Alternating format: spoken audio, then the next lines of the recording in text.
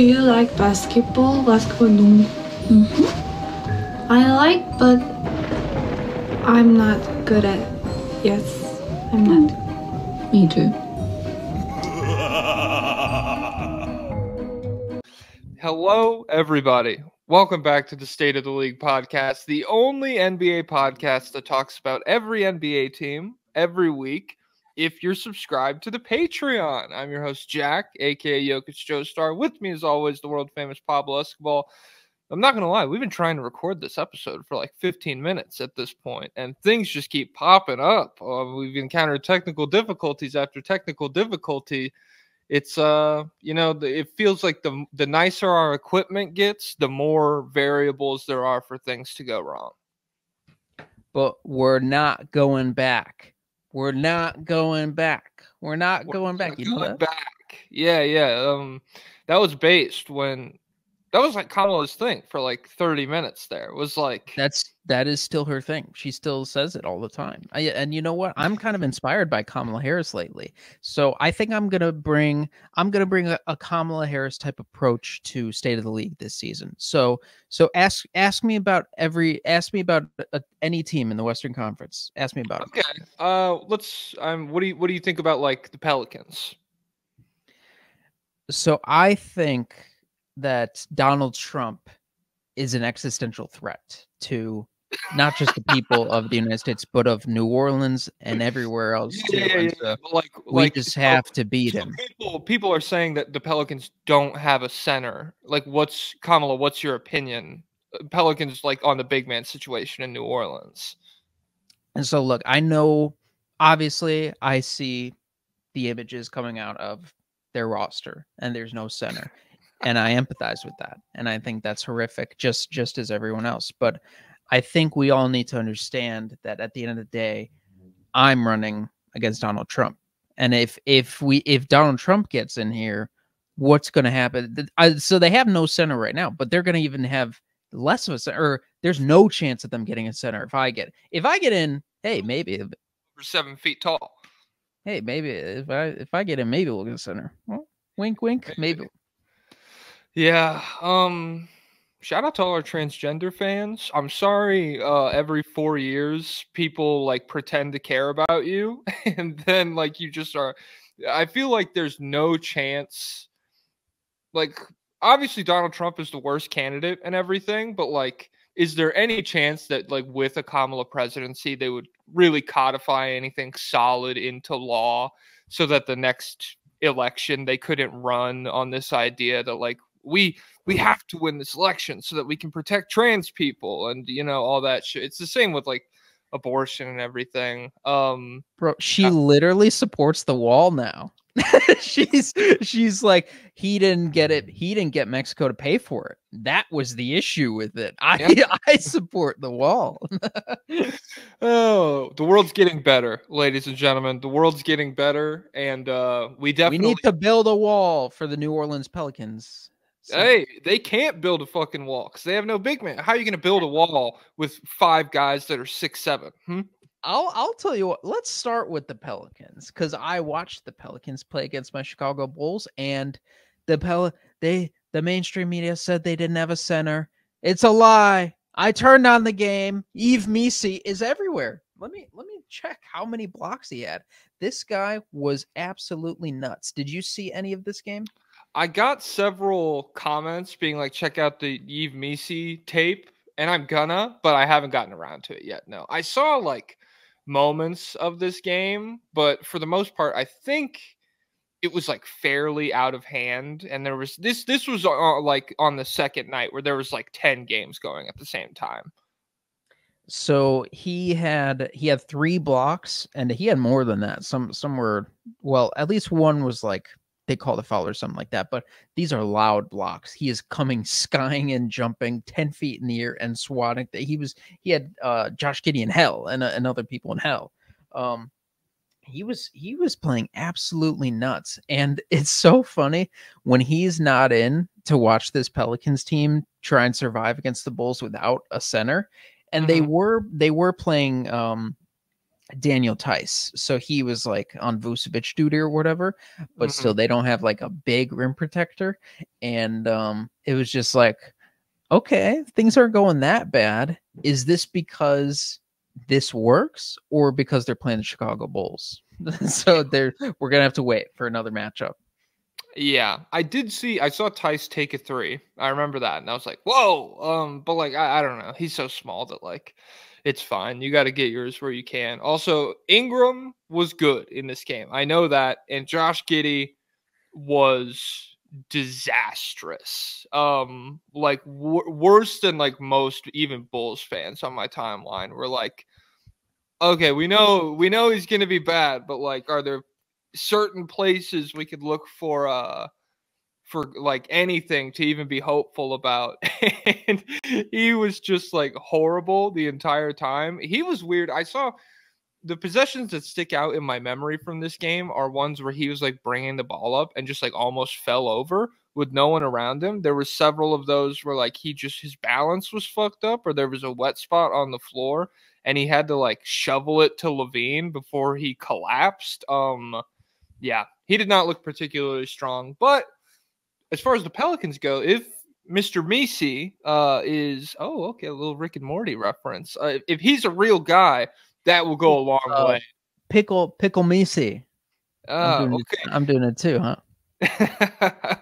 Morty, look at me. I'm the only center on the roster. Morty, I'm 7 feet tall. Comment Sichuan sauce down below. It'll be awesome.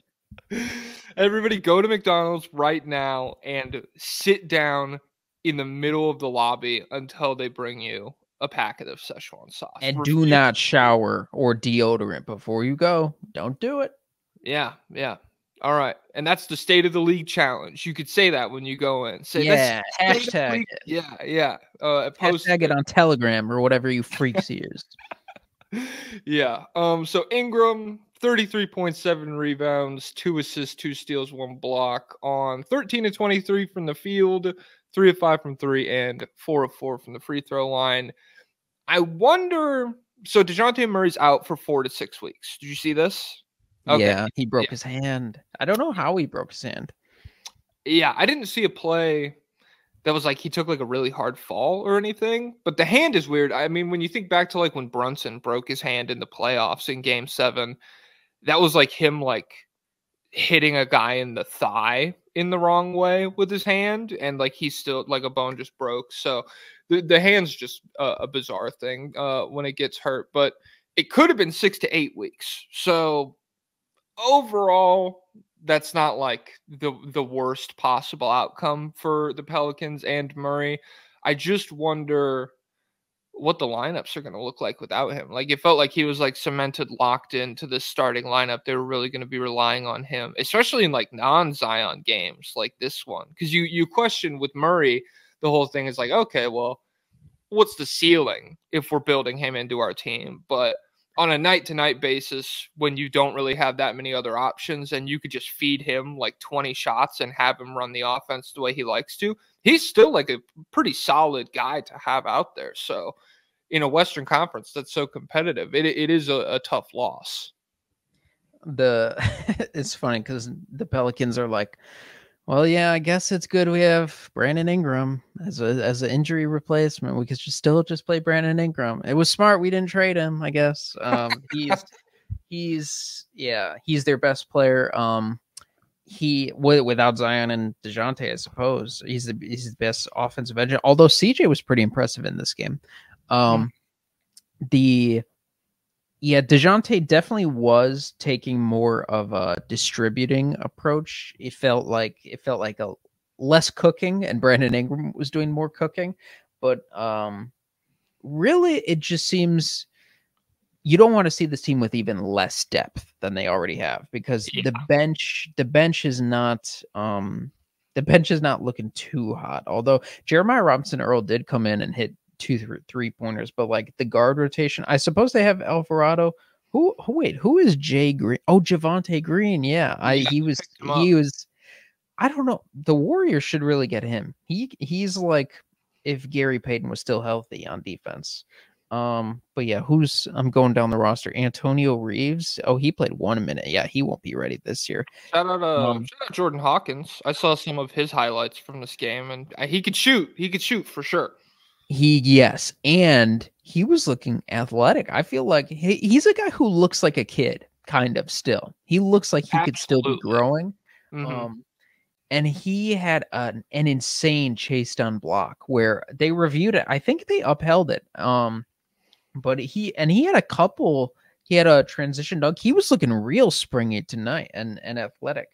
But yeah, as far as like ball handlers go, it does hurt because he's obviously not a ball handler. Alvarado is a ball handler, but it's like he's a fake ball hand. He's like a bench ball handler. Where against other benches, you're like, yeah, do whatever you want. But yeah, and so it is kind of a big burden on CJ. But I suppose Zion is a ball handler, so when he gets back, but yeah, just you need all hands on deck for this team. Yeah. And so I really don't know what they're gonna do. And I mean, they're just gonna fucking ride it out, I guess. And you hope, like with healthy Zion, hopefully he is good enough right off the bat. Which I mean, who knows if he's gonna have to play himself into shape or whatever. But like, you hope he's good enough right off the bat, where the absence of DeJounte Murray isn't as bad as it could be. You're like, okay, well, we still have 27 points per game that completely alters the floor and opens up shots for one of the best shooters in the league last year in CJ, Jordan Hawkins, and then Ingram. Ingram cooking off Zion. It's not bad at all. Like he is good. Just like the perception of him is so weird because he is like the Levine type trade market guy where like nothing developed. They clearly wanted to move off him. And so now I feel like a lot of people might think he's like not good when in reality, it's more like a money situation than anything else. Yeah, it's just he's in a weird spot. Zach LaVine was on fire this game. Subscribe to the Patreon if you want to hear us talk about that tomorrow. Oh my God. I will watch all of the Zach LaVine highlights of this game specifically for tomorrow's episode. I was thinking about this. This popped up. Okay.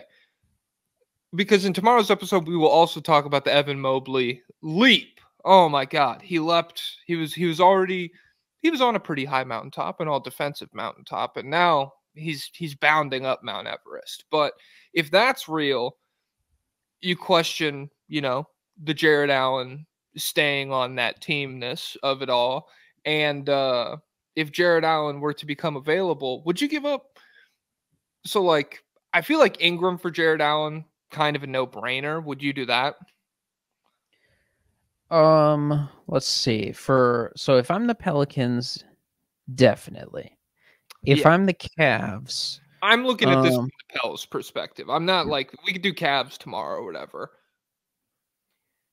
Yeah, I think if I'm the Pelicans, I'd definitely accept that. I don't know if the Cavaliers would. Yeah, I mean, I was thinking that as well because like all it really does is make you a different kind of the same level team and more expensive because Allen's contract is crazy. It's like 20 mil a year straight up for a few more seasons, I believe. And Ingram's whoever pays him, he will probably demand, I don't know, more money than a guy what he provides is really worth. Would you do Herb Jones for Jared Allen, or are you just hanging up? No. No. It was just a name that was brought up, and I was I'm not giving up Herb Jones for Steph Curry. What if we have to play him later? Then we'll throw Herb out there. Yeah. So I don't know. The injury sucks. You hope Zion can stay healthy. And this is definitely like I like the Pelicans. Shout out to Trey Murphy and everything, but if we checked back in like 3 weeks and this team was like free falling and it was kind of scary in a West that like you have to establish yourself really early on in, that wouldn't shock me. Wait, so where is Trey Murphy right now? What happened to him? Hamstring injury. Okay. So it's nothing serious, but he is working his way back from it. Like, he's not going to be back for a couple weeks, I think. Okay, so this is gonna be an ugly November, October, November for these fellas.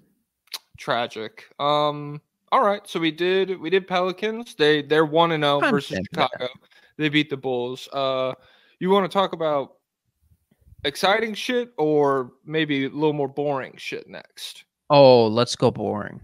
All right. I did not watch Portland versus the Warriors. Did you? No, I meant to go through Scoot's what's it called? Through Scoot's game because I wanted to see, because everyone on Twitter was saying that he played horrifically. Like, it looked like he still has no clue what's going on. But I did see that he was like 8 of 9 from the free throw. So I was like, hey, he's putting pressure on this rim. So that's got to be good. Mm-hmm. I don't know. I haven't been able to go back and watch it. They could be 140 to 104. Yeah. It was a smackdown. And I promise, guys, Warriors fans, Blazers fans, next week, a couple weeks from now, I will absolutely have shit to talk about with both of these teams.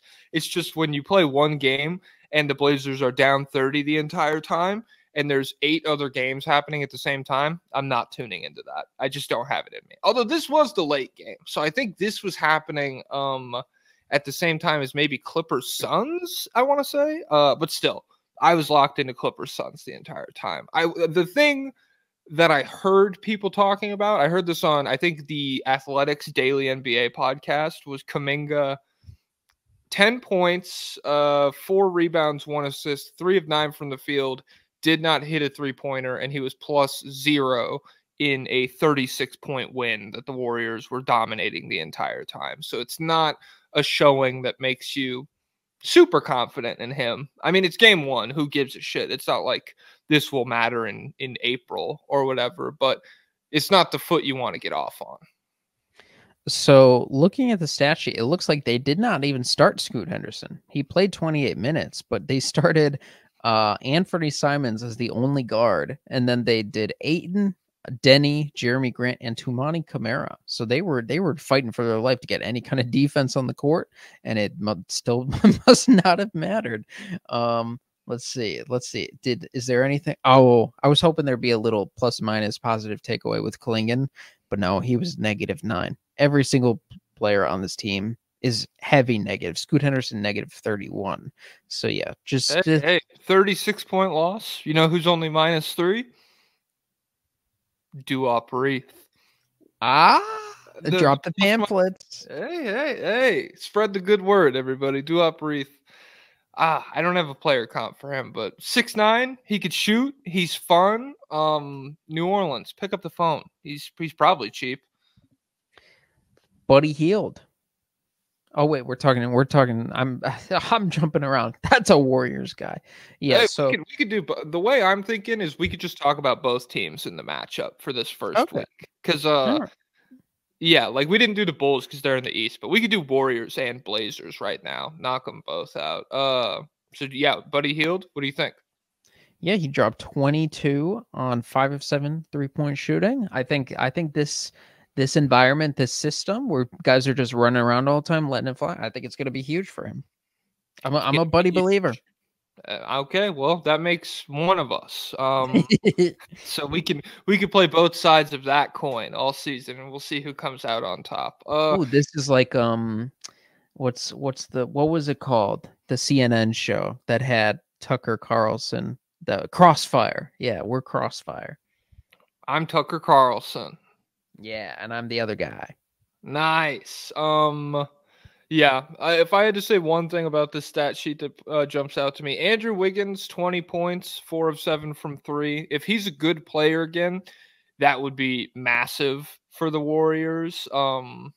It just feels like even if other guys hit what the Warriors want them to be this year, there's really not that many players on the roster who can provide the shit that Wiggins does in terms of like super athletic wing defense while being, I mean, in that one season, he was like a fairly good isolation scorer and everything, and in the All-Star championship season, and we're a little bit removed from that. But yeah, like Wiggins just gives you another guy who can contribute to a high-level defense while being able to do a little bit more than exist offensively. He could do some stuff.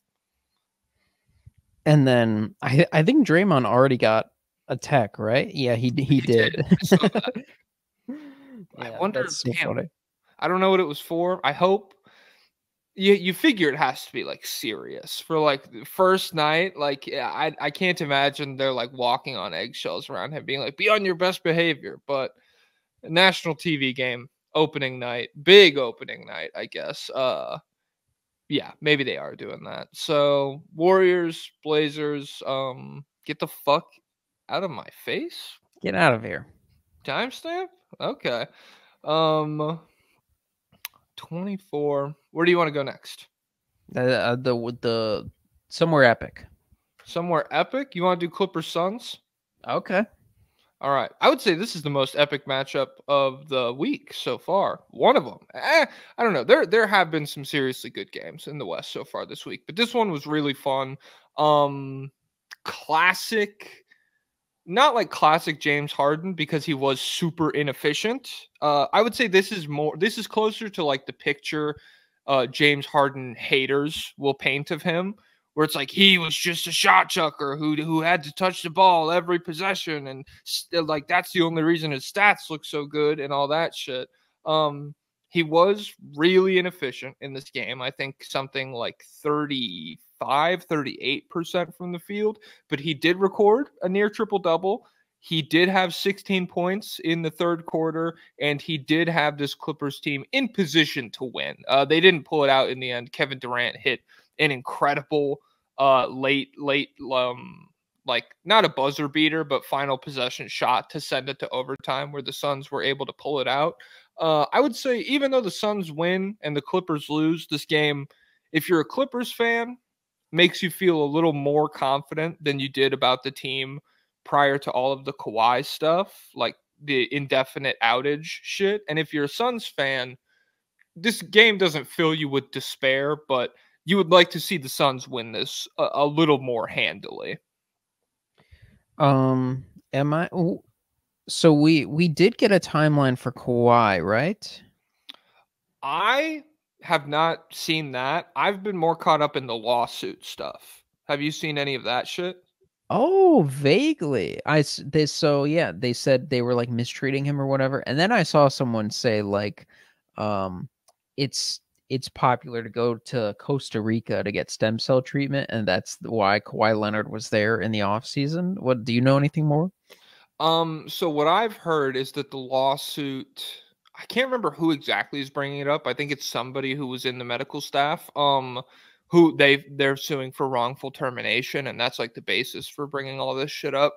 The craziest things I remember is that one, they said the Clippers tampered with Kawhi in Toronto. I think like one of the big things is that Clippers personnel were at like 75% of the games that Kawhi played in for the Raptors. They were just present there, like talking to him and stuff. It was just convenient. They were there for Van Vliet. They were huge Van Vliet guys. So. Nice. Hell yeah. Yeah. And Marc Gasol, I mean, how many more years did you have left of Marc Gasol at that point? I mean, if Siakam's in, I'm going to watch the Siakam breakout season. If Siakam's in town, I don't know what to tell you guys. But yeah, so they alleged that the Clippers medical team was mistreating him with illegal like medical treatments, illegal by the NBA rule book, I assume. I don't think they're like actively breaking federal law to do this shit. And then the craziest one I saw from that lawsuit is that the original timeline for Kawhi's knee injury, and I don't know when like the timeline for this starts, but it was supposed to be like 700 days or something. And when did how many days did he take? So I couldn't find the information on that. It's like a 22-page document. Maybe I'll read it, but I haven't even watched Warriors Blazers yet, so I don't know when I'll get around to that. I assume 700-day timeline. I would assume that's like his knee getting hurt maybe 2 years ago or last year, and that's when that timeline starts. I don't think it was like this past off season. He gets a 700-day timeline, and then he's trying to play in the Olympics or something. That would be epic. Yeah, there is an update from Shams. He's no longer out indefinitely. So bad news, because indefinite meant he could have been back tomorrow. He's officially out for weeks. This is not an injury that's going to be measured by a week, 2 weeks, potentially, not days. This will be an extended period of time that the Clippers are starting the season without. So it'll be more than 2 weeks. Okay. More than 2 weeks. I mean, it's no DeJounte Murray. They'll be fine. I do you think they'll be? I've heard some optimism from others that they could still be like in the mix for a play-in or playoff spot. I still think they're going to be. Eventually, the wheels are going to fall off entirely. Yeah, I think the real concern with the Clippers is just what does this team look like if Harden, if you get like 20 games without Harden or Kawhi, from What's the best defensive team Terrence Mann has ever seen? Okay. Well, the best one he's ever played on. Okay. I don't think they're that good defense. I mean, that's fine if he thinks that. And even if he's forgetting his Florida State teams in college. Leonard, what's his name? Leonard Hamilton. He's got those boys playing. Shout out Leonard. Yeah, I think defensively they're fine.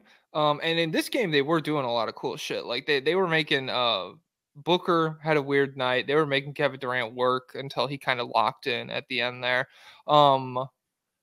But offensively, they weren't entirely dependent on Harden. It's just like the gravity of Harden was very necessary to make things happen. So like if Harden was waiting in the opposite wing, then maybe you could get like a Norm Powell pick and roll with Zubac, and that could be really effective or something along those lines. But overall, if you don't have Harden or Kawhi for 20, 25 games this season, I'm scared for the Clippers. It feels just like the West is too good.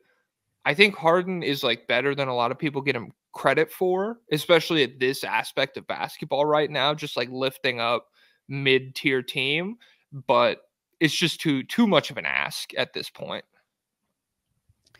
Yeah, it's just the West is too good overall. The relative competition is just too much.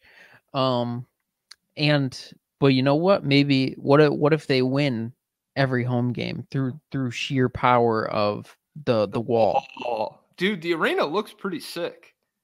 Yeah, and you know what the problem is though? I bet Kevin Durant felt pretty comfortable because they have that weed smoking section, the indoor weed smoking section. Damn. So yeah, so he was probably inhaling some of that dank and it calmed him down.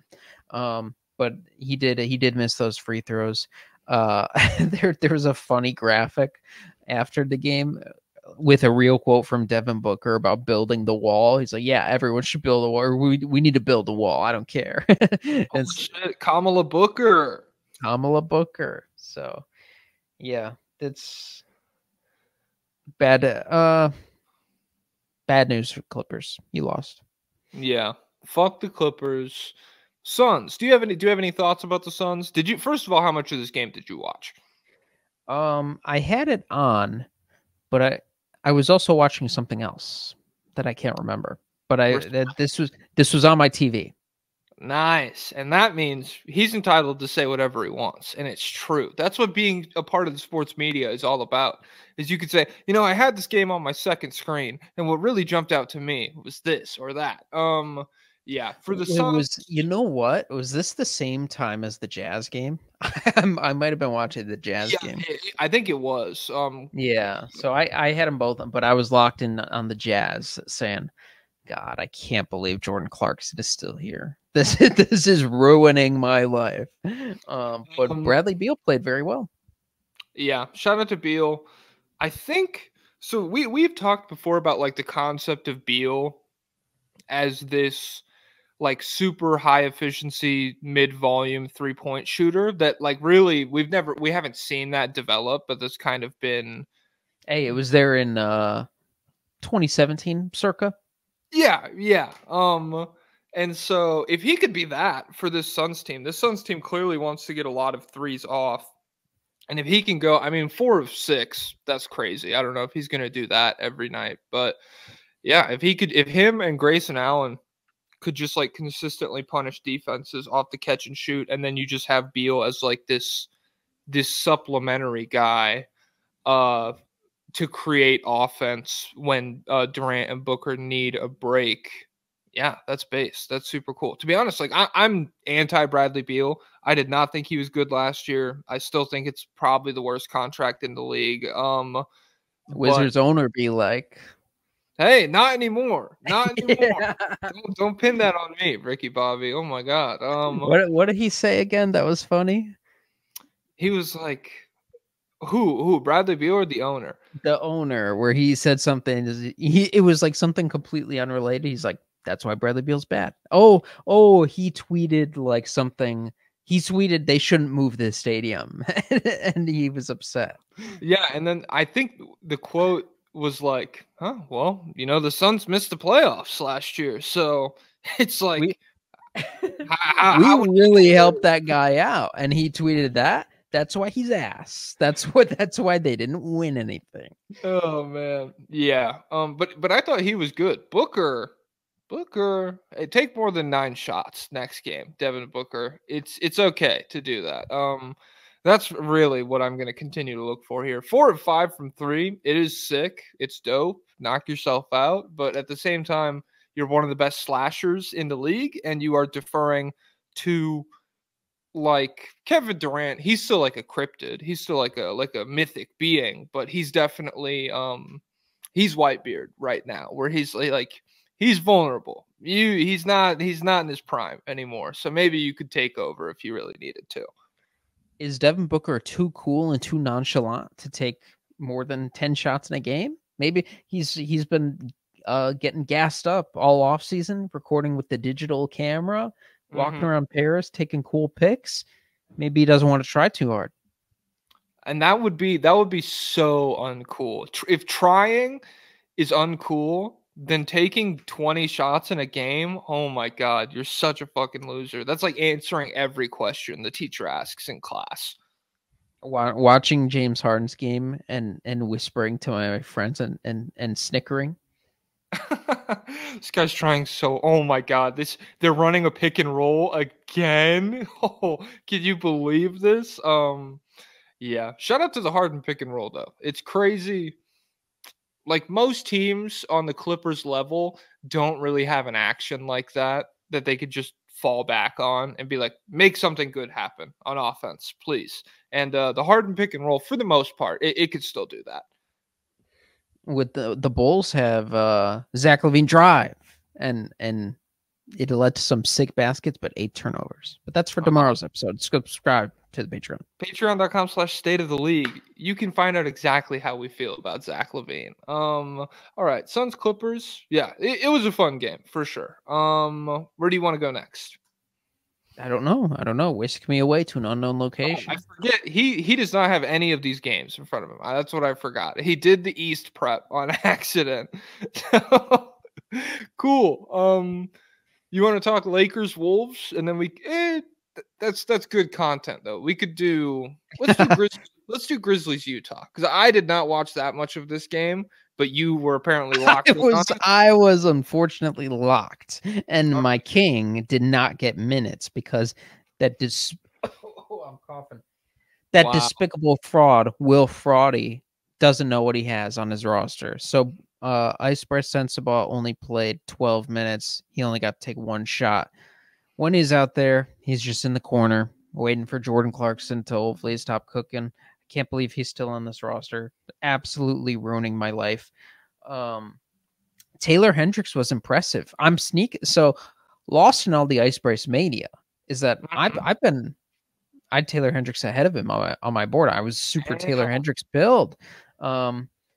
starting to see the vision a little bit in game 1. He was 3 of 5 from 3, and he was playing some really good defense. He had a couple good possessions where he held up on Ja Morant, who was absolutely unstoppable tonight. It was as if he never left. He can run by everybody. If you try and cut him off, he can change directions seamlessly. He's a dragonfly. Every time he jumps in the air, he's in the air for 10 seconds, and he's going to score or he's going to pass to someone. He threw so many crazy passes. He was a complete and utter monster. And also Markkanen was very, very good tonight. Or last night. Whatever night. It's 2 nights ago at this point, you psycho. It's funny with Ja, because I was watching the Wolves too, and Julius Randle does the same thing where like he drives and then he jumps and he makes a decision in the air. And yeah, he did. Yeah, I know exactly what you're talking about. Ja is great at that. Like he does it, and like he consistently makes good things happen on the floor. And so it was just funny, like watching the Grizzlies right after watching the Wolves and being like, damn, I just don't like Julius Randle. That's the problem. I thought jumping into a pass was the bad play, but turns out it's only when you do it that I have beef with it. So yeah, Ja, really cool. The body control on full display. He's like a cheetah. Cheetahs are one of the only animals that can change direction in midair. And so he's like that. He's like, oh shit, I'm driving. Oh my God, Walker Kessler, you big dumb fuck. I'm going around you. And then he wins the game like that. Yeah, he looked really cool. Zach Edey, fraudy, more like it. You got any thoughts about that? Oh, the Zach Edey anointing might have come too early. It was looking a little rough once you get another big old white boy under you. So Walker Kessler, things change. Yeah, he didn't look all that impressive. Marcus Smart didn't play that well. It was really funny though, because there was a moment at the end of the game where it was like a big shot moment where someone had to take a shot, and Marcus Smart was like, I'm cooking. It's just like the Celtics days. I know we have Ja Morant, but we had Tatum and Brown back then. I'm a clutch guy. Tell me Ja's better than those guys that I was taking these shots over? Come on. Yeah. And so he ended up driving. It's like, no, but he made it. And so we're fueled for the next 10 games. It's gonna be like, man, I have it right. I have it this year in the clutch. I'm really on top of things. Was Dylan Brooks, his shot selection was pretty fucking crazy in the clutch. It's not like, was he good at stuff like that? Because Marcus Smart's like famously terrible at it, but it's been so long since Brooks was on the Grizzlies. I really don't remember. I don't think Dylan Brooks is good at anything offensively, except for, I think he shot like 1,000% the first 2.5 months of last season, and then just steadily went down for the rest of the year. But those 2 months, the Rockets fans were like, kill yourselves, everybody. You die. We hate you. His season average is 36% because those are so good. Because he was at 70 for 2 months. Yeah. So, but yeah, definitely still an improvement. But yeah, they played Jay Huff in this game. I didn't realize it was. I was like, who is this Australian man? This can't be an American. And then I looked it up. I was like, that's Jay Huff. Jesus. But shout out to Nuggets backup centers going on to play big roles on good teams. Shout out to Hartenstein. Shout out to maybe Jay Huff. He looked fine in this game. 5 rebounds from a guy who's the size of a building. It's not ideal, but it is what it is. And 3 of 5 from 3, 13 points. He looked solid. I gotta, what? Jordan Clarkson and Patty Mills over Bryce Sensabaugh. What are we doing? How old is Patty Mills? Let me pull up his profile. He's like 40. He's 36. Damn. Okay. He's got a lot of salt and pepper going on. That's the problem. He could run for president. And it seems Cody Williams played 19 minutes.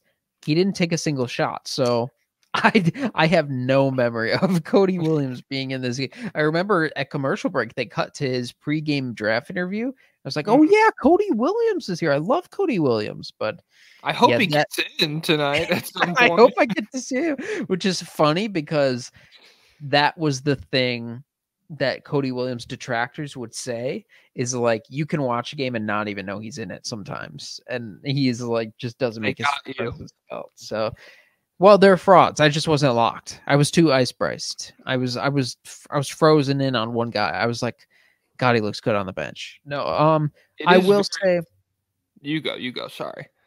well, I will say just number 28 on him, not that cool. Gotta be 8 or 10.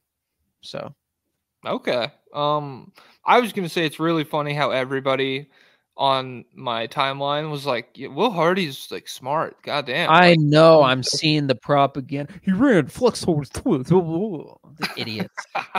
and then you're just in the fucking background. God damn it. God damn. You'll see. You'll all see. He has no idea what he's doing. Oh my god. Yeah.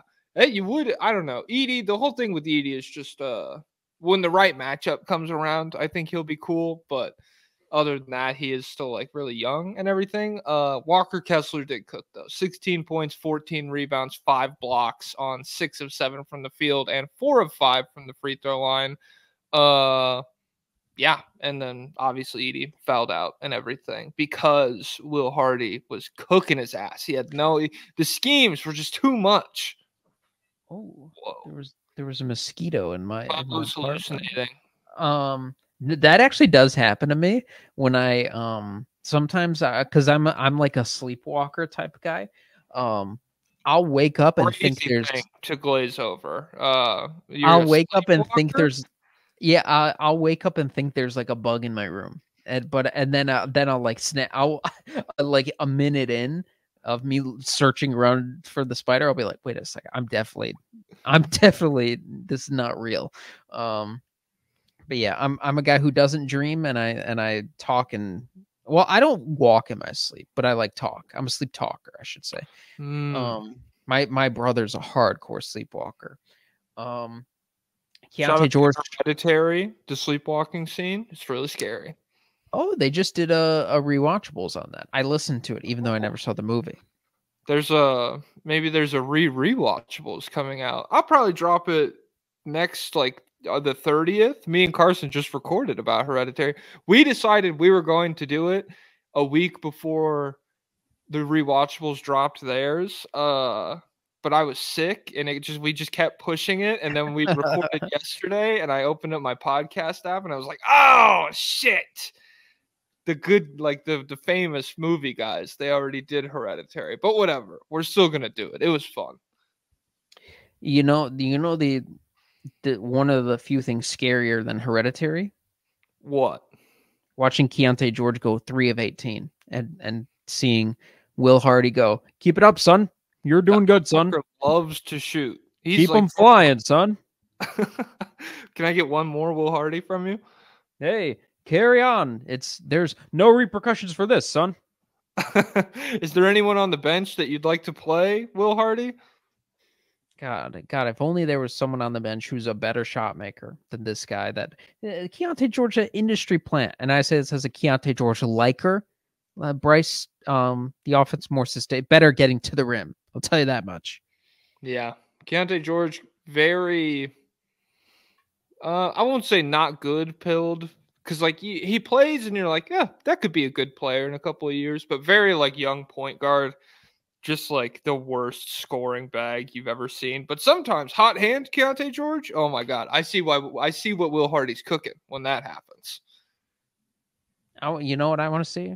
Will Hardy in prison. Okay. Will Hardy in prison for what? Anything. Let's plant something on him. Let's give him fentanyl. Okay. Fent. He's been feeding Fent to Filipowski. Because that's what the Mormons do, baby. That's is he? No, I don't think he's. DNP coach's decision.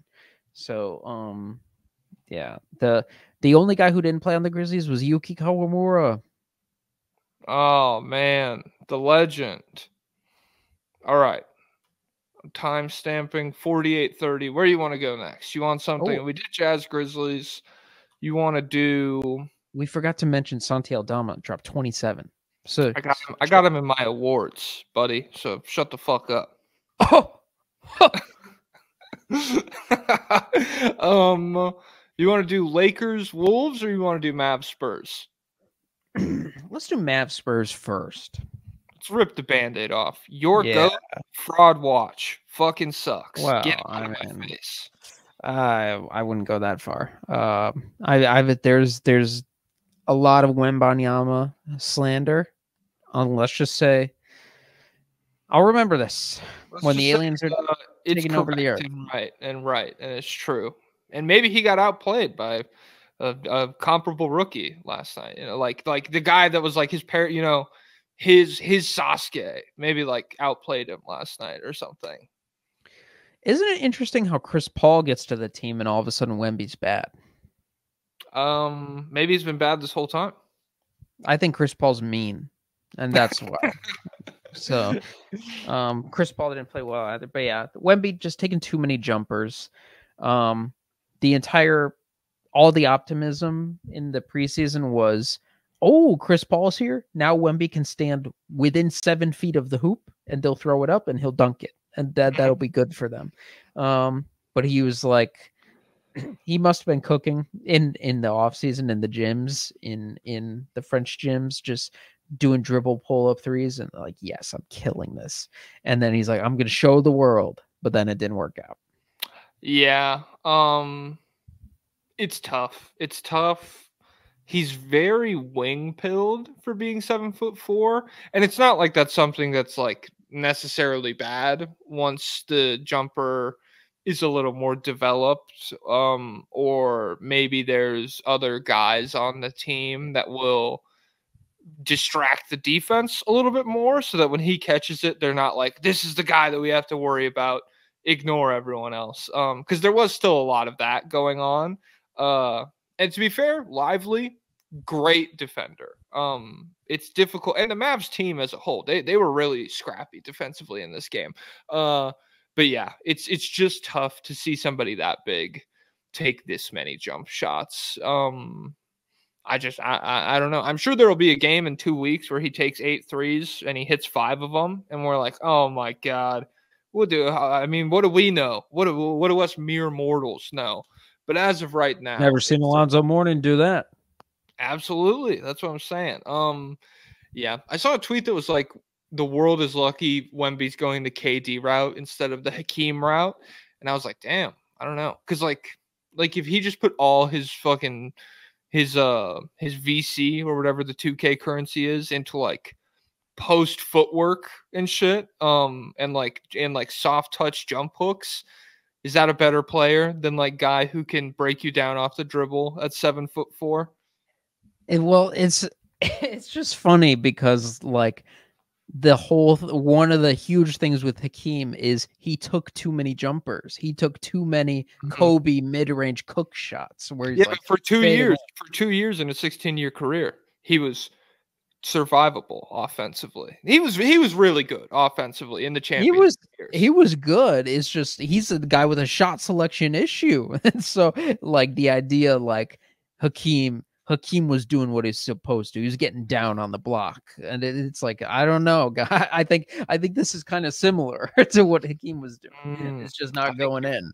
I think you're fake woke. That's what I think. Speaking of fake woke, the idiot morons from our Sacramento Kings podcast. Oh, how foolish they look now.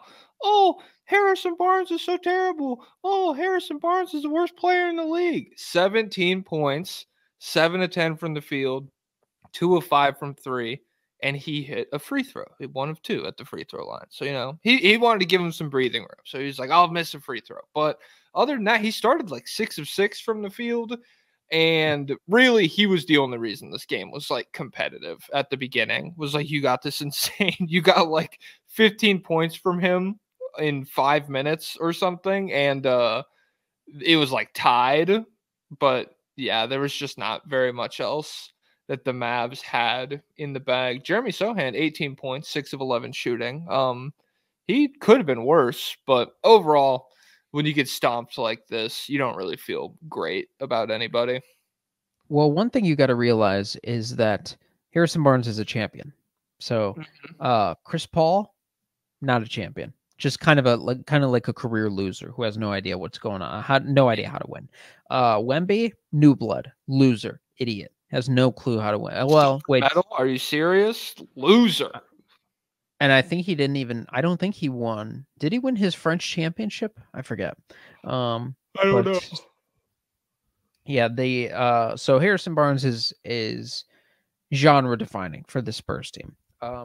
Julian Champagny, or is this Justin Champagny? Let me see which one. Which one of these two? Yeah, it's Julian. Yeah. Yeah, he was lights out from three. He was going crazy. We got some Sandro Mamukelashvili minutes. I was in shock. This is a guy who, guys, look up the Mamukelashvili Seton Hall hoop mixtape. That this is literally this is who Wemby wants to be. But he only got 6 minutes, but I was locked into every single one of them. And so if they could ever make him playable defensively, that would be nuts. But yeah, overall, this Spurs team is still not going to be good. But you just got to hope Wemby will stand closer to the rim. Yeah. Figure that shot diet out, man. It truly is like watching him and watching Chet.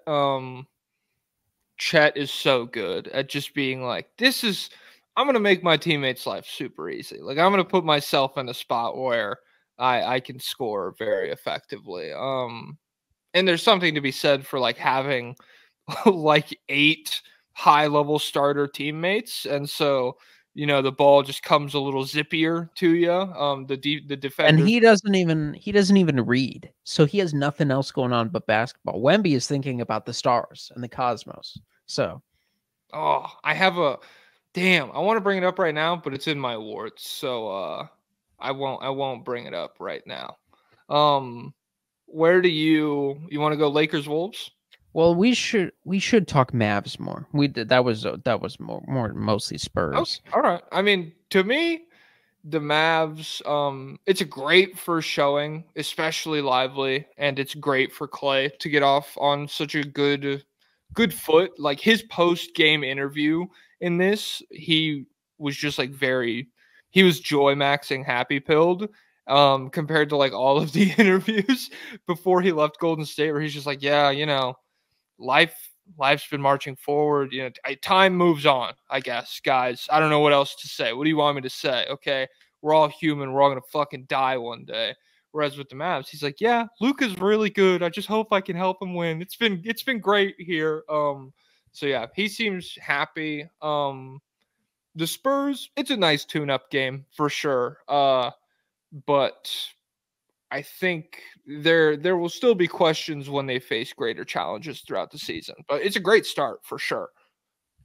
I didn't have this game on at the very beginning, and when I turned it on, I saw Clay hit a 3. I was like, who is 31 for the Mavericks? And I had to I had to Google it. I was like, oh duh. You knew who it was by looking at him?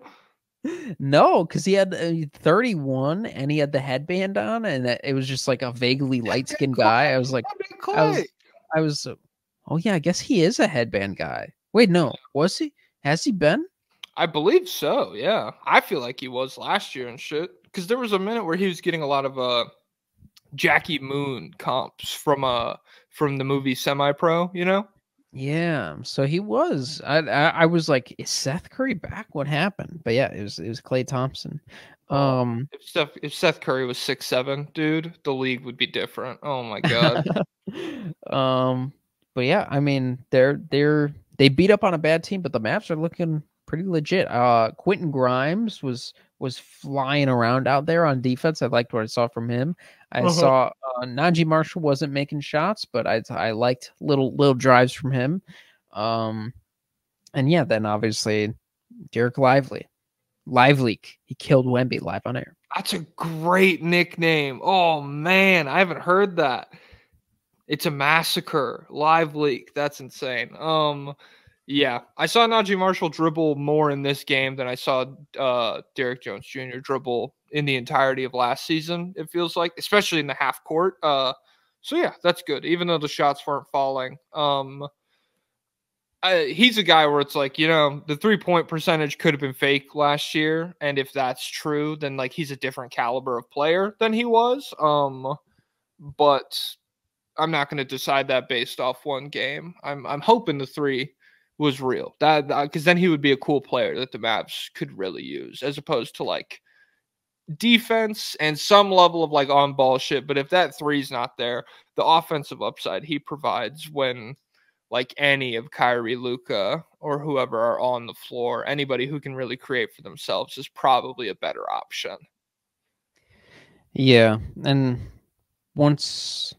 if Quentin Grimes 3 is gone, he could do a lot of what Najee does defensively. Yeah. So shout out to all them. Jaden Hardy, he did play pretty well, didn't he? 11 points, 3 of 5 from 3, 2 assists. I only saw a couple of his minutes, but I remember him hitting a 3 and the announcers very happy about it and all that. But he's kind of like a fan favorite there. Or someone they hope could become a fan favorite, I guess. You got any other Mavs thoughts? No. Timestamp those bastards. That's the brand, the red hot timestamp brand. I'm stamping it into the side of a Dallas cow. Timestamp 59 minutes. And to Mark Cuban. Yeah, I'm stamping it into Mark Cuban, and he's like, I'll give you $100,000 for 30% stake in these brands. And I'm like, fine, I don't care. It's a fake company. I'm running off with the money, man. You want to do Lakers Wolves? I suppose. Okay. So we could mostly do Lakers and then transition into Wolves, and then we could do Wolves versus Kings. The Wolves are the only team in the West that's played 2 games at the time of this recording. So the Lakers, it was a great first game from them. Youthful coaching mastermind JJ Redick figured out that if you beat the dog shit out of somebody on the offensive glass, you usually win the game. And so that's kind of what they did. Rui Hachimura looked really good. This was a tough Randle game. He kind of bounced back last night, but the narratives around him and the fit after this game specifically, they were pretty nasty. I'm not going to lie. Wait, around Julius Randle? Yeah, around Randle. But for the Lakers, shit was good. Guys, turn this trash off. Head on over to Hotsun now. I posted a video on my YouTube channel, Hotsun CV China NBA, about Julius Randle. The first game, the vibes were not good. Julius Randle, game 1, didn't run back in transition on defense. Standing around masterclass. I've never seen someone stand around so much. Motorless masterclass. He must be solar powered. He must be charging up. I think it's pretty clear to see, even though he did pop off against the Kings, I think it's already easy to see how swapping Towns out for him is going to hurt them. They're definitely worse defensively, and then the isolation stuff, like, it just takes too much time. Like, even when he's not being reckless, even when he's being methodical and like backing people down from the high mid range and trying to get people to bite in so he could kick it out, it just takes too much time. We got Anthony Edwards. Let's drive. Let's go. Let's kick it into speed drive. Charlie XCX. Let's play Charlie XCX. Julius Randle wants to play what was something slow and muddy. What would be a good one? Julius Randle wants to play all of the sad Radiohead songs. Oh, he wants to play the Millie voice. Oh, Billy, Millie. My friend, he says that like infinitely. It gives me a headache. He just goes, oh, Billy, oh, Billy, oh, Billy. Oh, it gives me a headache. Don't play a Millie. I'm a Millie hater. Sorry to all the Lil Wayne fans. I'm a young money millionaire. My friend in high school, he got like massive subs in his car, and that was the first song he played for me. He's like, "Isn't this sick?" And I didn't even know what subs were. Like, that was my first time encountering them, and I was like, "Why is this good? Like, I can't hear the music at all. This sucks." I'm shaking, and now at every red light, everyone knows I'm listening to a Millie. Shout out Lil Wayne though, for sure. Yeah. Well, actually, Lil Wayne, pro cop. Do you know that? Yeah, because like a cop saved his life when he was a kid. Yeah. It's like better than Le'Veon Bell. Did you see his tweet this weekend? what did he say? Wasn't he at a Trump rally? Well, he got pulled. It's crazy. I'm not gonna it's not my space to tell a black man what to believe, but like he gets pulled over, and he's like, essentially he like shows the cop his hat, and then it's like this, like the tweet is like this full like 2 paragraphs of like, me and the cop had this honest American hardworking conversation about how crazy this country is and how weird shit's gotten, and then he gave me my ID back and he said, have a good day, Mr. Bell. And someone responded to his tweet, and they were like, what, you didn't get belligerent and violent and refused to let them see anything in your car? And he was like, haha, no, sir. And it worked out good. So yeah, just that Steelers locker room. Oh my God, I gotta get in there. Him, Antonio Brown, and Big Ben in the same room. That's a legion of evil people. You could not pay me to listen to a conversation between a cop and Le'Veon Bell. Over under 18 words being used in the totality of the conversation. The lot of lack of power going on there. But Le'Veon Bell, he was super patient. But when he was running patiently, it was cool. Julius Randle, he's like, he's taking his time, but he is not patient. He's like, the clock is running. The Titanic is about to sink. If I don't press the button, the hatch is gonna explode. We need to go now. It's really like he's psychotic. He like plays schizophrenic basketball. Oh yeah, absolutely. When the ball's in his hands, he's like, we need to go. The world is gonna end if I don't do something. And when it's out of his hands, he's like, not my job. Not my problem. They pay me to score. You know, I'm an all-star. They pay me to dribble. I need to conserve energy. I'm like he must have saw a video about Messi, how he walks around the pitch, and now it's good for conserving energy. He's like, I'm literally Messi out here. Rui Hachimura gets his fucking 4th putback dunk. He's like, hey, you know, I'm saving my energy for the other end. Did you see the quote from him? Hachimura? Yeah. Where he was like, where he was like, you know, the game plan was to go at Randle. It's like he doesn't really move, so take advantage of that. Yeah. So tough start for the Wolves. From the Lakers' perspective, and we'll get back to the Wolves because there were some other issues with them. But from the Lakers' perspective, it's a really good first game. Anthony Davis, oh my God, looked fucking incredible. 36 points, 16 rebounds. You heard me say Wemby would be better than him, so you're welcome. He did. You're a loser, idiot, baby. Oh my God. They put a different player in front of you, and you're like, this is the best player I've ever seen. You have Game 1 out of 82. Game 1 out of 82. We move. Yeah, but AD did look really good. The shot diet, it wasn't, I mean, it's a lot of tough mid-ranges, but they were falling for him over the big outstretched French arm of that buffoon they call a center. So, you know, whatever, it's fine. Yeah, he looked good. The Lakers offense, despite shooting 17% from 3, was still like dominant. They were generating really good looks. And yeah, I don't know. It's a good first game for LA, but at the same time, Minnesota is clearly a different tier of defense than they were last year, at least at this point. Like, maybe they can get back to being that really high level team, but right now they're working a lot of shit out. So saying, oh, we gave 110 points to the Minnesota Timberwolves and we were able to dominate them in all these ways, it doesn't have the same weight as like doing that to them last March or something. This is clearly a different team. But regardless, good start for JJ, good start for AD. LeBron played with his son. What the? Oh my God. That was crazy. Yeah. Wow. I hate that. Oh my God. He was in for 2 minutes in the middle of the second quarter and they won the game. You guys know That wouldn't happen if that wasn't LeBron and that wasn't his son.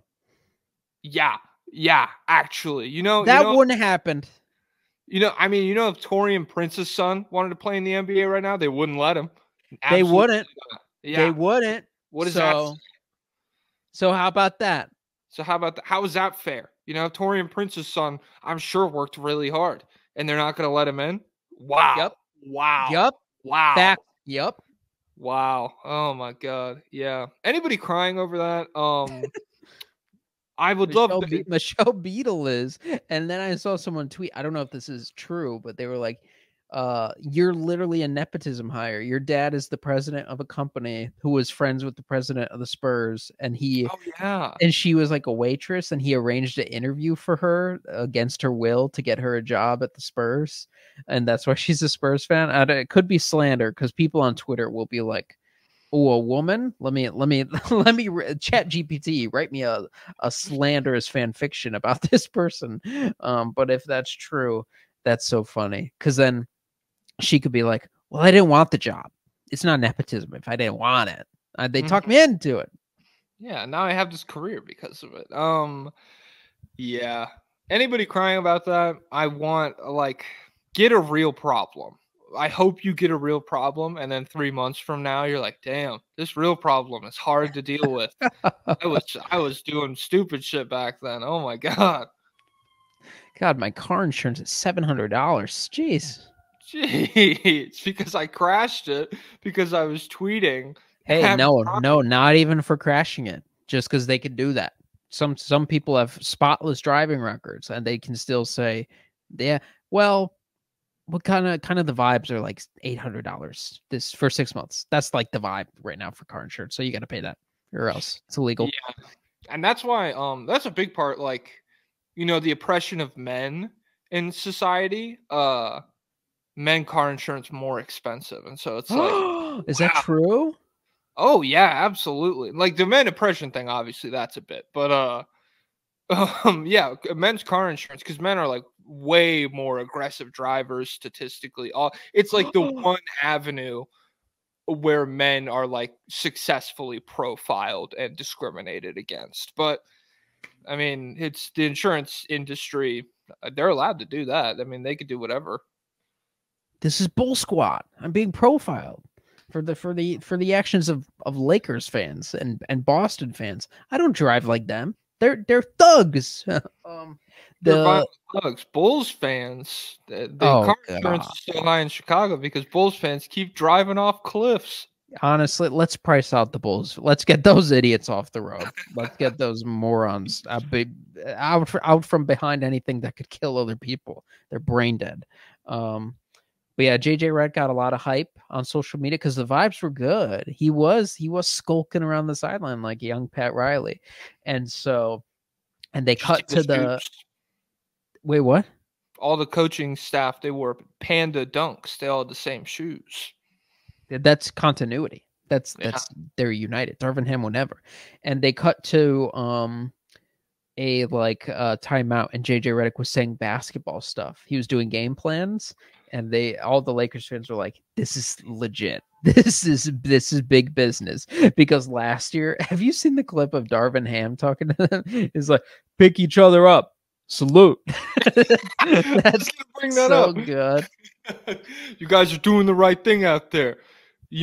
Salute. It's just like you're the man you're looking to inspire you, to tell you what to do. It's like, good job, guys. Yeah, respect. Yeah, it's insane. He was not good. JJ Redick, the bar is the floor, but maybe you could lift it up a little bit. I was also gonna say Anthony Edwards passing in this Lakers game. Ass. It was not good. And that was Randle caught a lot of heat, but I saw a lot of people hating on Anthony Edwards. So I'm not going to act like nobody. He's he just got a free pass. Just a tough playmaker. Still really, really raw. There was a lot of moments where, when he was dribbling the ball up, it seemed like before the half court line, he was like, "All right, I'm passing this one." It just did not feel like there was a lot of high level on the fly decision making going on as far as passing and stuff goes. Like he could decide whether it's time for the floater or he could get around his guy to get to the layup. Like his decision making as far as like when to shoot the ball is really high level. He's great, but yeah, his passing, it left a lot to be desired in this game, and that it does restrict their lineups going forward. Like Mike Conley, it feels like has to be out there a lot of the time. Or I don't know, they have some other funky lineups as well. Naz Reid has looked pretty solid. He wasn't great in this game, but he was really good against the Kings, and I think they're fortunate that they have him because he fits with Randle and Gobert pretty well. Yeah, I was surprised about the I thought the Naz Reid Randle lineups would be just a complete disaster, but Naz Reid was holding his own as a center. He was looking legit. I honestly would.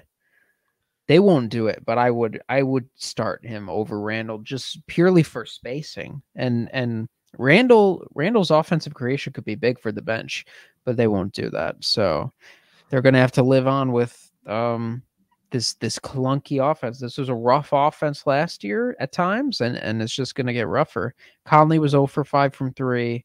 McDaniel's 0 for 3. Randle 1 for 3. And so if the threes are not falling, this is an ugly team to watch. Hey, you know when the Lakers did fall, or when the threes did fall, not the Lakers, the threes. No, when? They fell against the Kings. So Wolves Kings now. Yeah. So all right. We just got 8 straight minutes of Wolves hate off. We popped it all off. Complete 180 now. This is the best team in the Western Conference. These motherfuckers, they're winning the conference finals. They're making it over the hump. They're dominating Luka. They're dominating the Celtics. Julius Randle is an unsolvable basketball problem whose patience allows the most effective offensive opportunity to open itself up. That's not always there right when you catch the basketball. So sometimes you have to square up. You hit the defense with a couple of jab steps and you see a lane and you can pressure that. A lot of people wouldn't understand that just because your mind is moving at 1,000,000 miles per hour. Julius Randle standing around, you know what that does? It allows you to meditate. It allows you to contemplate. It allows you to understand how the game is going to come to you in the following moments. And that's what he did in this game. He did look way better. Shooting 5 of 6 from 3, that'll do it. But even like the non-outlier 3-point shooting shit, the way that he did not let DeMar DeRozan or Trey Lyles stop him from getting to the paint. A lot of his shots were still like tough twos, like weird floaters and stuff like that. He's not creating a ton of separation or blowing by these guys, but overall, he looked a lot less in the way than he did in the Lakers matchup. There was like offensively against the Lakers, it was just a car crash for a lot of that game. And so for this, he seemed a lot more aggressive as a scorer, obviously, but also just a lot more sure of his space in the offense and his role and stuff. Should we be worried about Mike Conley? Two stinkers to start the season. Hey man, as long as he could pass the fucking basketball, who cares? Like that's really all they need.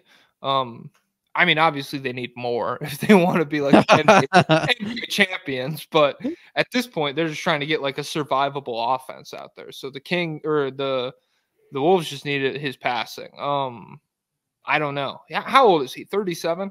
Yeah, he just turned 37 on the 11th. Yeah, so maybe there's like a binding vow or something where Horford is like all of my age is going to Mike Conley. And so this season, like for another year of like limitless Horford, he has to sacrifice like a different 37-year-old. I don't know who it would have been last year, like the old guy that really fell off a cliff. Maybe like Joe Ingles or somebody, but yeah. Conley's been sacrificed to the altar of Lucky the Leprechaun. Joe Ingles is on this team. Shout out to Jingles. Malik Monk dunked all over his ass last night. Salute. I'm trying to do what's an Australian salute. I don't have a good Australian except Nar. No. The Kings, 3 20-point scorers. The big three. Who's that? You want to? I mean, I'm sure the All-Stars in there, right? So Domantas Sabonis, triple double king, DeMar DeRozan, and Keegan Murray. Nice. De'Aaron Fox washed as a scorer, completely cooked. Well, he's more of a distributor.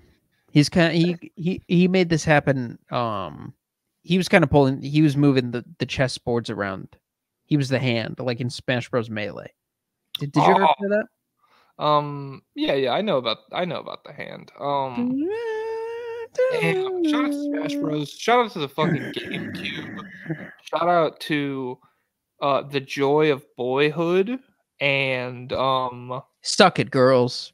yeah, you guys would never oh my god. If I ever saw a girl playing Meta Knight, I would immediately become an incel. But when boys, he's banned from tournaments, right?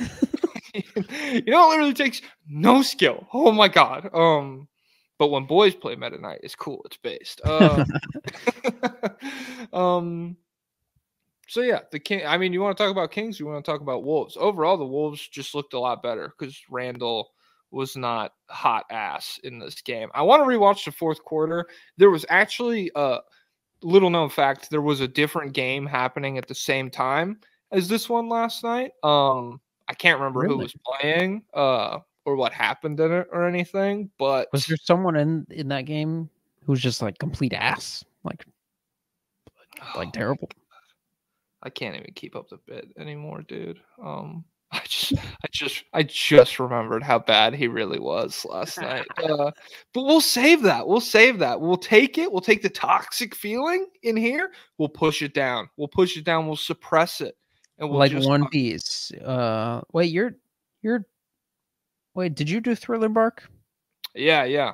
I'm like post time skip now. I just saw tournament hockey, bro. I'm here.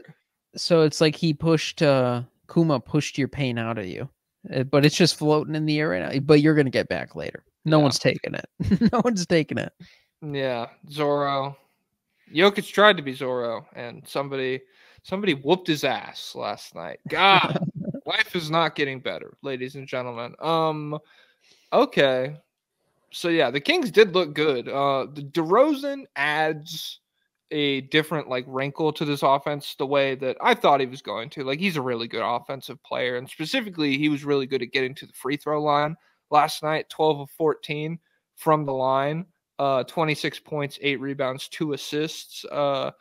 Defensively, not good, especially in the clutch. It felt like Minnesota, who is a clunky offensive unit at this point, was kind of getting wherever they wanted. And granted, stopping Ant when it's just like Ant, Cook, save us time, that's not the easiest job in the world. But yeah, specifically on the game-winning possession, it felt like there was 15 seconds left. Anthony Edwards walked directly to the rim and got free throws. And I'll tell you what, they have a guy on the bench who I don't know. I don't know if he guarded him tonight at all, but I would think he might make things a little tough on him. And that's Keon Ellis. They have Kevin Huerter.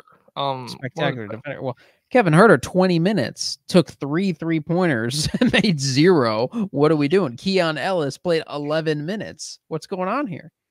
Yeah. It's an injustifiable, non-justifiable. It's a decision you can't justify.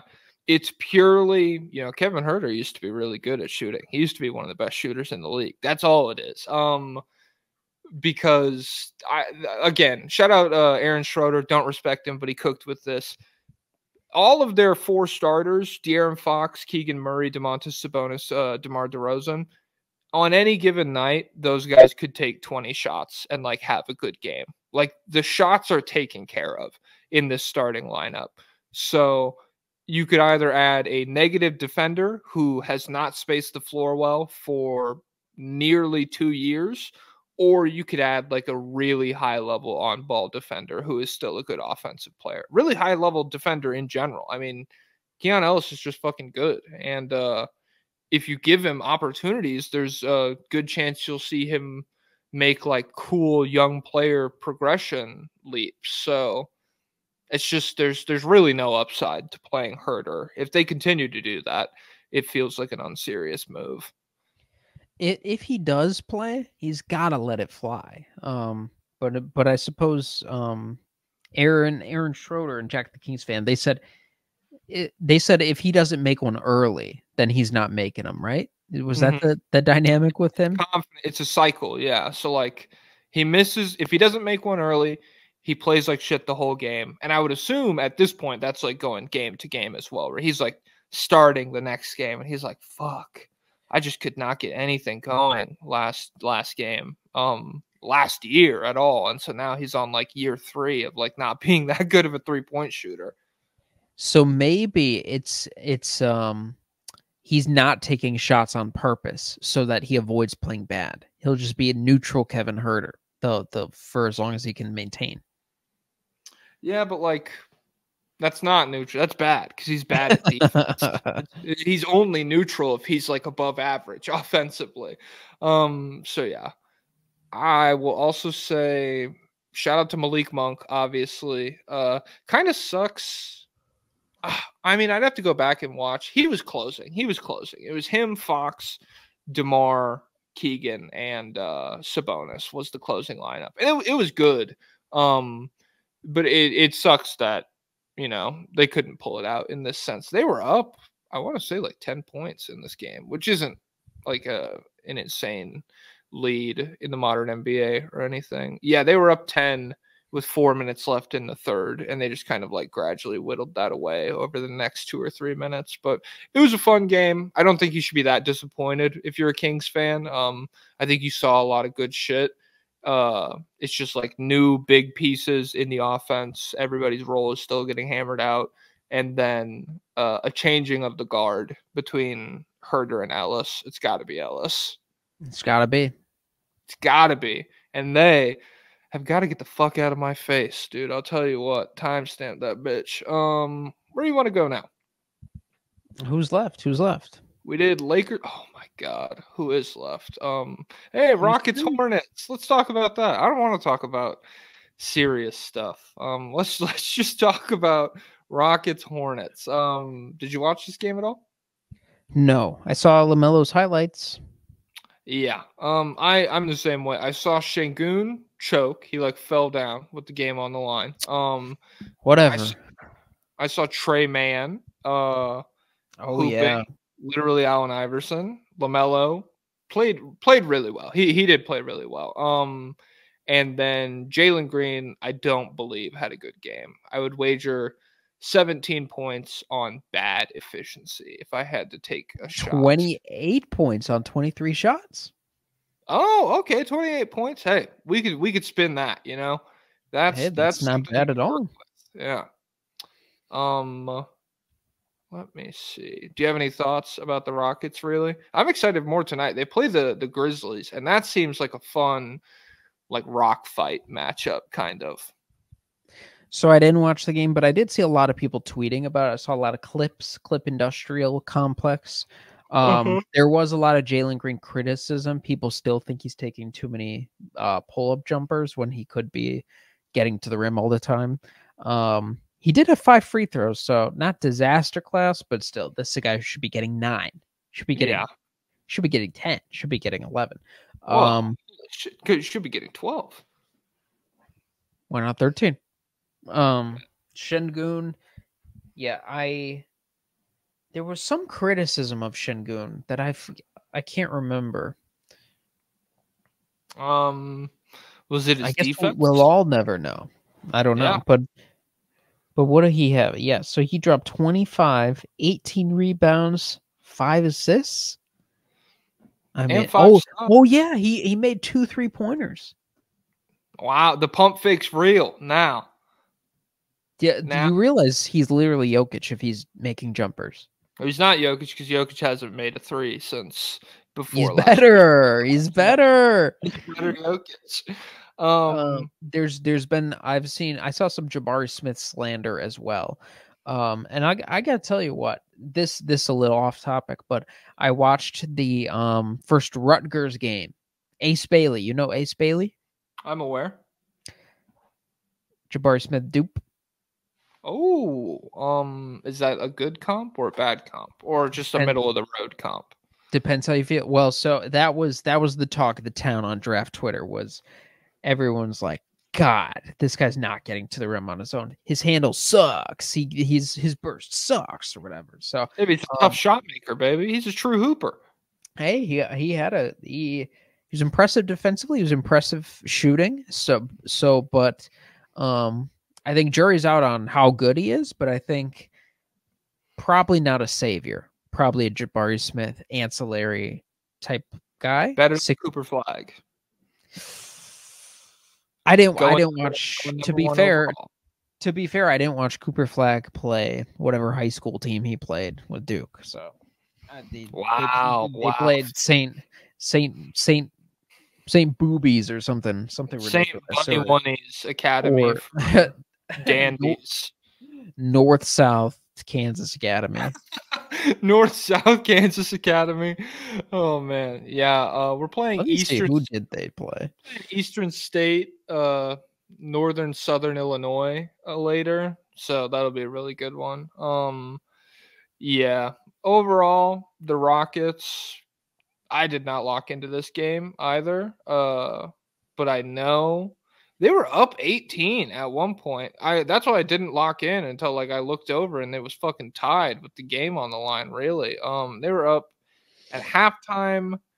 They were up 11, and then midway through the third quarter, they were up 14 points. And Charlotte did a good job staying in it. I will say it's pretty gross to watch Miles Bridges. It's not super fun to like see him on the floor. But Grant Williams iced the game with a 3. I remember that. That was crazy. They love Grant Williams in the Hornets sub now. He's like the main character in all the memes. He's a very memeable guy for sure. Yeah. The Duke in their exhibition, they played Lincoln parentheses PA. Lincoln, Pennsylvania. Yep. So that was a team. But yeah, I saw some Reed Shepherd doubt. People said he looked, actually maybe only Bill Simmons said it. He said he looked tiny. People said he looked tiny. He is tiny. Spoiler alert. I love Bill Simmons. This is more East pilled, but is so funny. Did you listen to his podcast? No, not yet. The NBA 6-pack or whatever. Yeah, he opened it up by saying, "It's only one game. I don't want to react," and then he immediately says, "It's pretty clear Orlando runs Florida, and they're by far the best team in Florida. Like they own Miami, they suck. And Ben Simmons is back. I think Ben Simmons is a real asset now." Nice. God, he's the best. I mean, this is what it's like.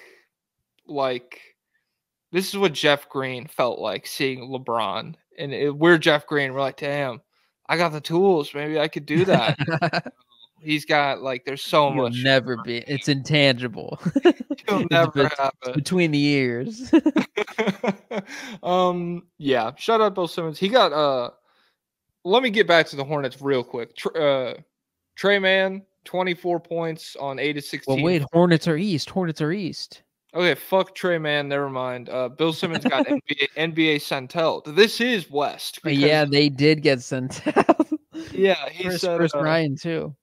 It was like Ant told Bronny he didn't have to shower after the game, and 3 old men who don't know what's going on are like, and Rob Mahoney.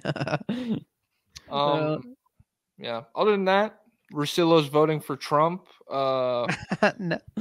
And that's all I got. Did you see the screenshot of him talking about the whatever he said on the podcast? And I started to read it, but I got like a third of the way through, and I was like, "This is the dumbest fucking thing I've ever read." Like I'm losing brain cells. It's literally indecipherable. Yeah. I don't know what take he. I will come to his defense. Russillo is not a Trump voter, and at least he wasn't before. He's just a guy. He's just a contrarian. So he is like the perfect lib, and he'll vote for like he would vote for someone who was considered a reasonable Republican, but I don't think he would vote for someone openly racist like Trump. But he's just a contrarian, so he's got to be like, well, the taxes, some of the tax stuff. But Russillo's a good guy at heart, guys. He doesn't hate the immigrants. I hope. Wow. I put my stamp on Russillo. Oh my god. He's just a contrarian. He's not hateful. Okay, that's the Pablo stamp. That's not the state of the league stamp. Jesus Christ. Yeah, I don't know. I think he's probably quote unquote harmless in the way that well, he's not harmless because he's a fucking moron who got manipulated into voting for this fucking psychopath. He didn't vote for him. He didn't. This is big news. Isn't that the whole point of the pod? Is I'm gonna do that this year. Oh, did he? I don't think. Well, that's where I saw the screenshot was someone being he's gonna do it this year. That was the title of the post, but it was just him saying it sounded like he was expressing concern about the Democrats letting in illegal immigrants solely for the purpose of having more votes. I think that was the take that he was worried about. But that's a real problem. I don't think he firmly didn't. I think it was just an enlightened centrist podcast where him and the CNN guy were like, yeah, both sides suck. There are problems. Jeez, man. There are a lot of problems, right? Yeah.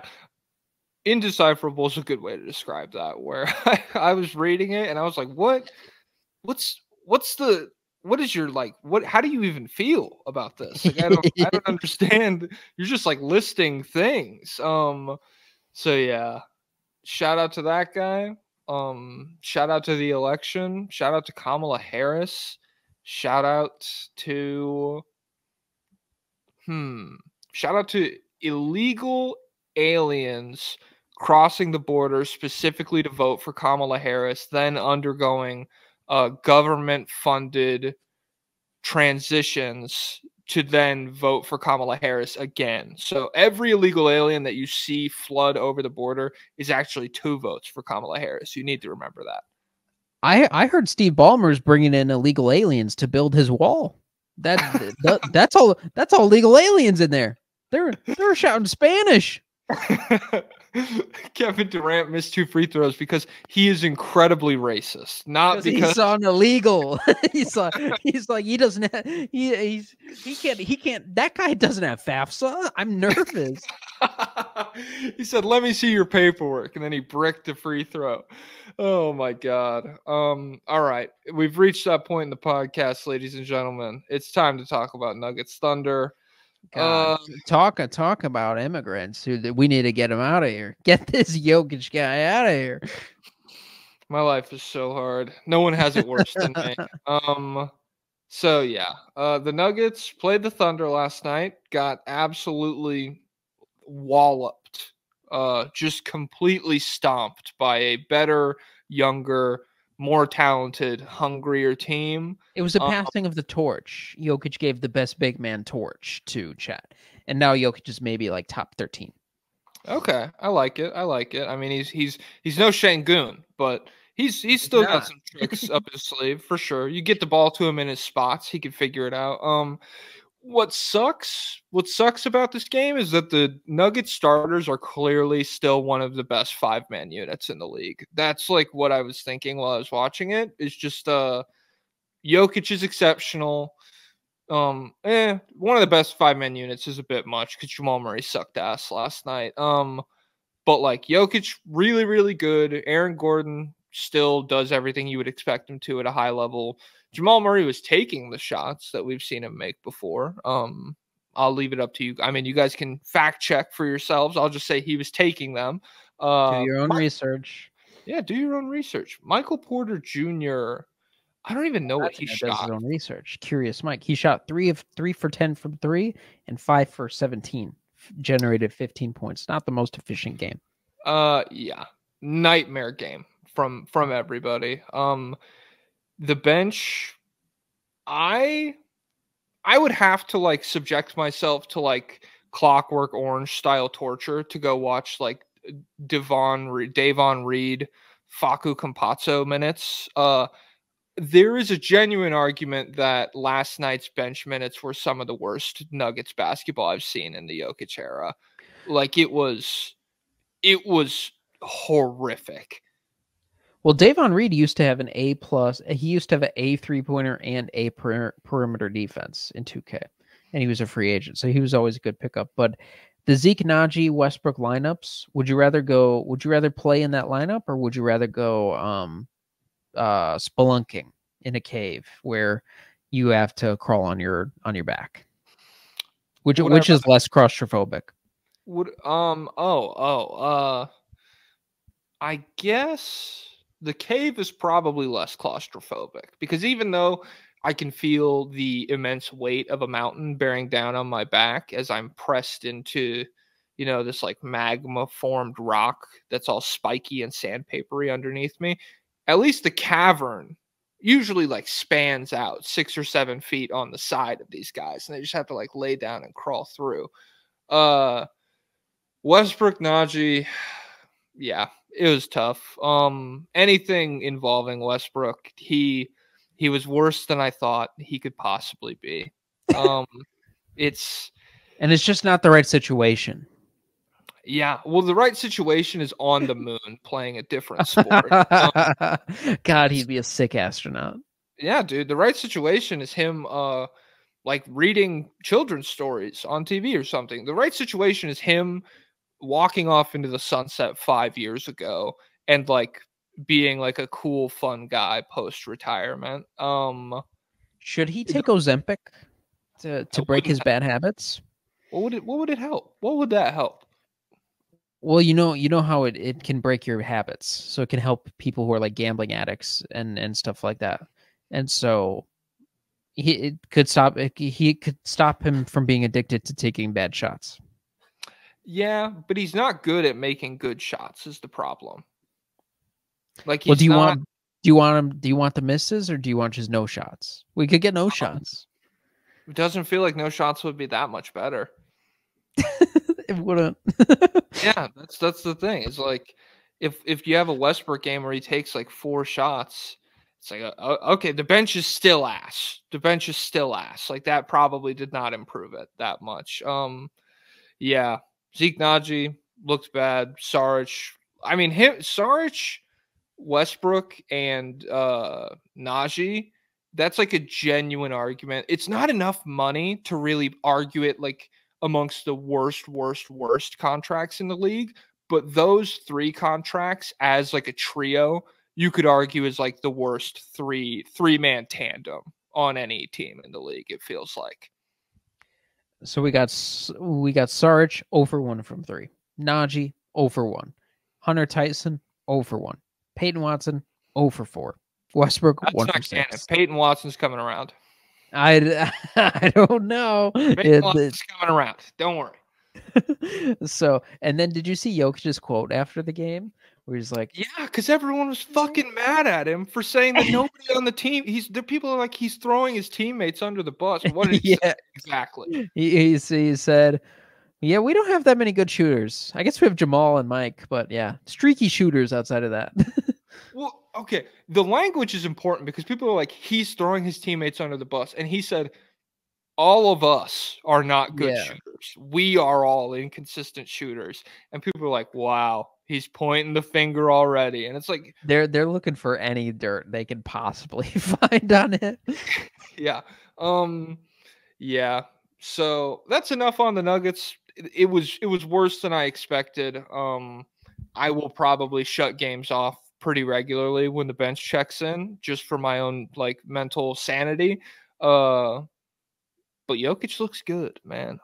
13 assists to 1 turnover against this defense. Come on, dude. How do you feel about the Christian Braun KCP replacement?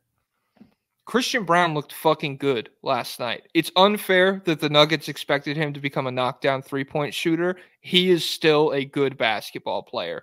He's not going to get the credit he deserves for that this year because people will be like, he's not spacing the floor and it's really hurting the Nuggets. But like him as a cutter playing off Jokic, really good. He's still a really high level defender. He finished really well, both in transition and in the half court. And despite OKC sagging off him, like he still was able to like effectively make offense off of Jokic for himself. He's not going to like put the ball on the floor and make something crazy happen, but overall 16 points, 8 of 15 from the field. He can't shoot. He can't shoot, and he's not going to get to the free throw line. He never will? You declare he never will? I don't know if he never will. He was 38% on microscopic volume last year, so maybe I think it'll be bad this year because I think they're probably going to ask him to take a fair amount of threes, and I think volume is only going to hurt what was already like just okay 3-point percentage. But yeah, this year definitely not. I don't think he's going to be like a floor spacing threat. 0 for 3 in this game. Yeah. So yeah, that was tough. It's mostly, I mean, Jamal really disappointed me.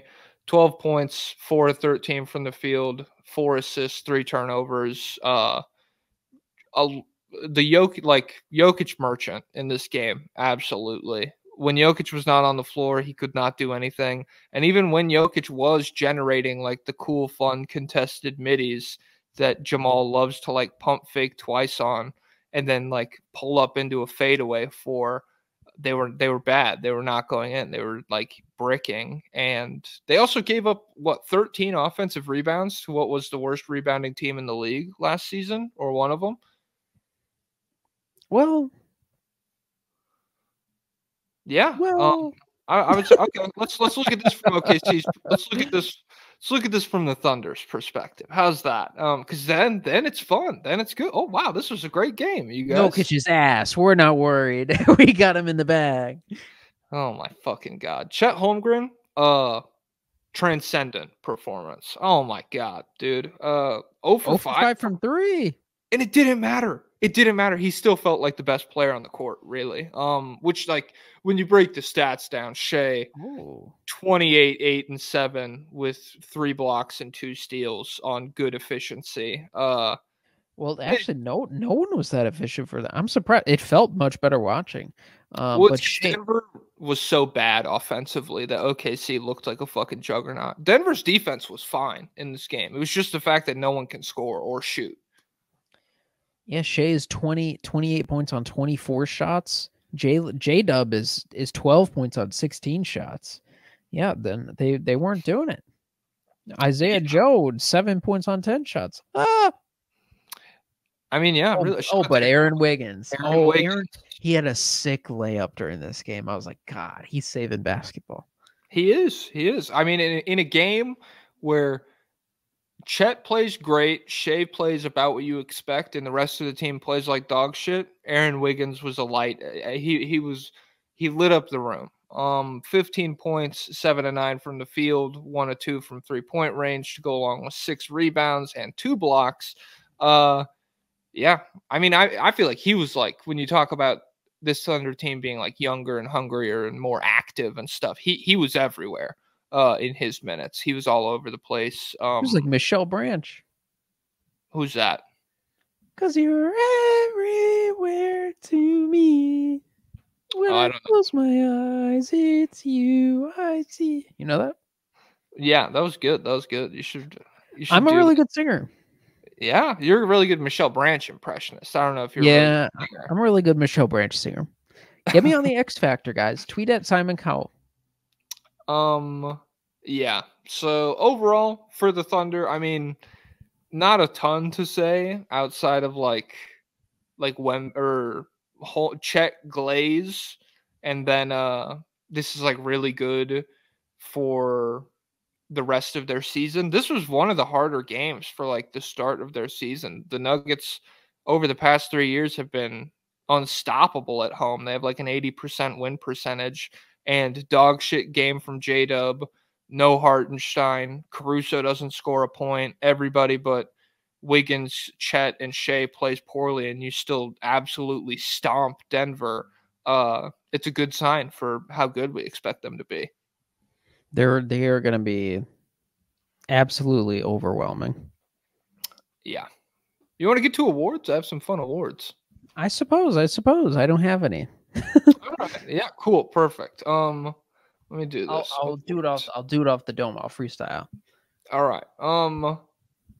So I've foregone best and worst player this week because it would really just be us like picking our favorite performance based off one game.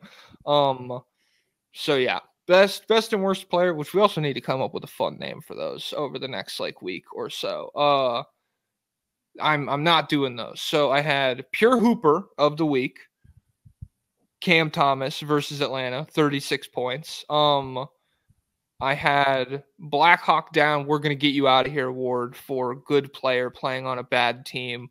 We need to rescue them. I wrote down Lauri Markkanen's 35 points against the Memphis Grizzlies. Utah fans got pissed at me because I tweeted out, I was like, if he plays the rest of like his career on this Jazz team, that's like a disservice to basketball fans because they're not going to be good until he's old as shit. Or like 31 or whatever, not ancient, but he's in his prime right now and he's incredible. And like, they're I mean, they're going to be in the flag sweepstakes again. I just lost my train of thought completely. Wait, what did you just say? Lauri Markkanen is good right now. Oh yeah. He's on the Jazz. I wonder if crap. I was just thinking about a Markkanen destination last night that could have popped up. Well, a lot of people were saying I saw a few tweets last night of people who were like, "Man, I still wish OKC pulled the trigger and went all in." Oh, that's what I was thinking about. If they did have a chance at Cooper Flag, do you take Cooper Flag or do you go all in on Markkanen? I suppose it's too early to say. So the Jazz, like if the Jazz, OKC. So are you saying would the Thunder be better off moving Flag to pick up Markkanen? Yeah, because they would be able to get him with straight up number one. I think if you're the Thunder, you're probably better off taking Markkanen just because like there's no even if like Flag is like a Wemby level prospect or another Chet level prospect where like by year 2 you're looking like an all NBA level guy ish. Markkanen probably just fits your stuff better for like the next 4 or 5 years. Like he is just like a no-brainer fit, extremely elite offensive piece that plays. I mean, I think he's like a solid enough defender. And yeah, doesn't need the ball in his hands to be effective. Whereas there's just like a lot more variables drafting like a 19-year-old and being like, okay, we're looking to win the title right now. Do as much as you possibly can, even though the job wouldn't be enormous for him. I think Lowry would just be the safer bet. Yeah, we'll have to see what Cooper's offense looks like. Was that all your awards? No, I have a few more. So the Santi Aldama one, I said the Big Thinker Award. This is like a tentative name. I want to come up with an award for like when a role player goes off and you could be like, huh, yeah, I like Santi Aldama. I'm so smart. I know so much ball. Oh my God. But Santi Aldama did play extremely well for the Grizzlies. 27 points on really solid 3-point shooting, I believe. I want to say like 7 of 9 feels crazy, but it was something really good. Like he looked great. And then defensively, I thought he fit in really well with all their shit. Yeah, he had a explosion. Excuse me, my name is Santi. You can find me chilling with your auntie. Nice. So yeah, he was cool.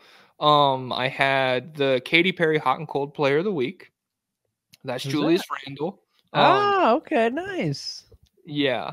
And then I don't know what to name this one. It's either Doing the Impossible, outplaying the GOAT with Chet Holmgren, or alternatively, this would be called Earning His Light Skin Emojis Award for Chet Holmgren. Have you seen that he uses? Yeah. Yeah, he uses brown emojis on Twitter. So hey, if you play this well, no one will say shit. But don't drop 1 for 8 and then come out with like the prayer emojis, being like, "Hey guys, just be patient with me, everybody." And then it's like, yeah, brown hands.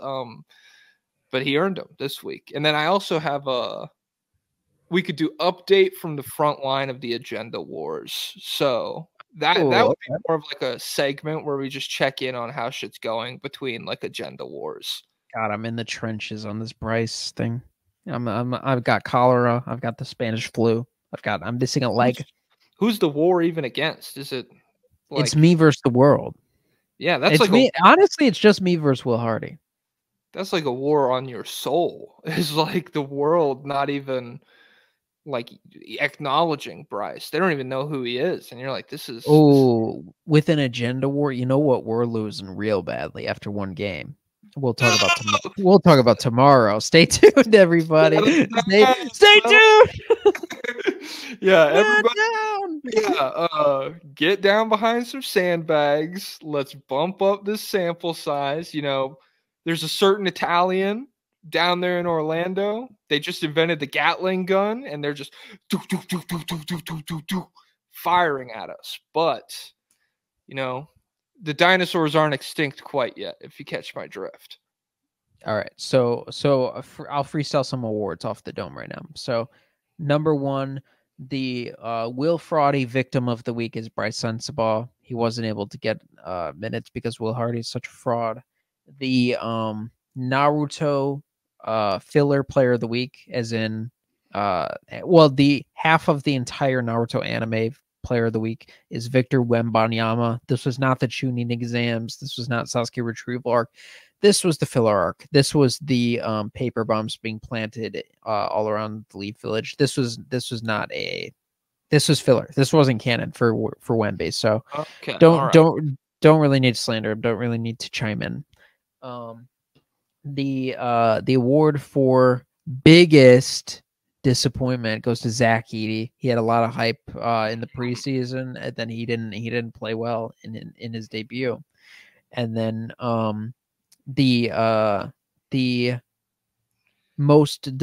Green Goblin psychopath of the week goes to Draymond Green. The voices were in his head again. They were on his shoulder saying, "Yell at the ref. He's not doing a good job. Get him." That was a charge. You just drew a charge, but they called it a foul because it's you. They're discriminating.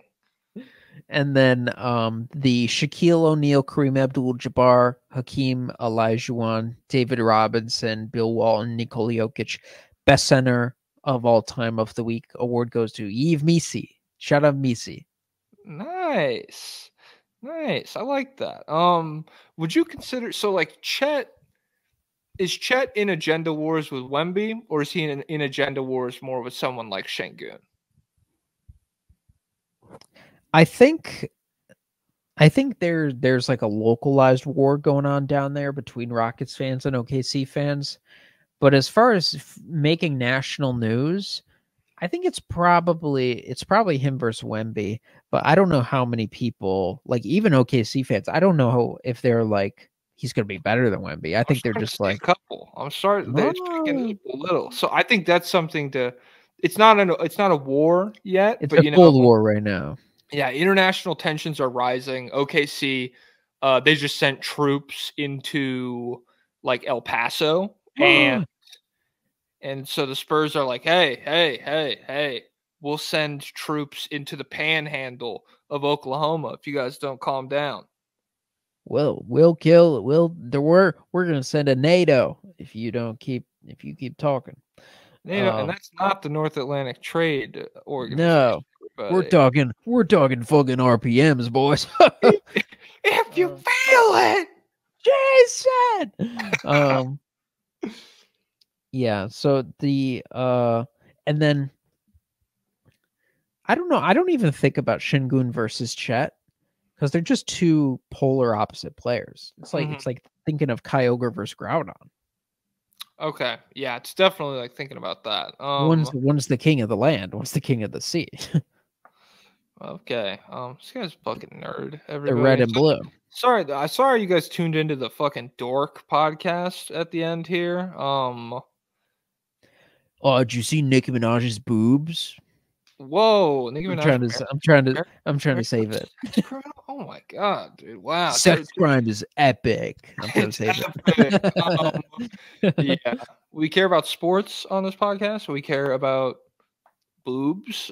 Sydney Sweeney. Sydney Sweeney. I saw this picture where Sydney Sweeney was holding a beer. It was so epic, dude. Oh, to fucking chug one with her when the fucking game's on. Oh, fucking judge up with bases loaded. Oh, deuces. Oh my god, Stanton just went fucking yard. She's jumping everywhere, dude. Oh my god, this is so Bro, sick. if he hits another one, I'm starting roids. I've been telling you I want to do it. I'm on a cycle right now. I feel like my brain's about to fucking blow up, dude. We care about Zins, we care about beer, we care about Sydney Sweeney, and we care about hoops, and we care about you guys. Do you have any final thoughts for the people? And we're business majors, so subscribe to our Patreon to hear the other conference. Yeah, the Patreon, you get another episode, but you also get, we do like major stock shit on the Patreon as well. Yeah, we partner with Rico. We get some of his picks. So. Yeah. We get some of his picks, and we're also on the side, we're like, Rico, tell us how to like pick up ladies and stuff. And he's like, okay, here's what you do. Don't be a gay little femboy like your ass. Don't lock into film. That's for losers. Eye test only. I would beat that guy's ass. Oh my god. All right. Thanks everybody. First episode of the season underway. Pau Gasol, take it away. Lay down a list of what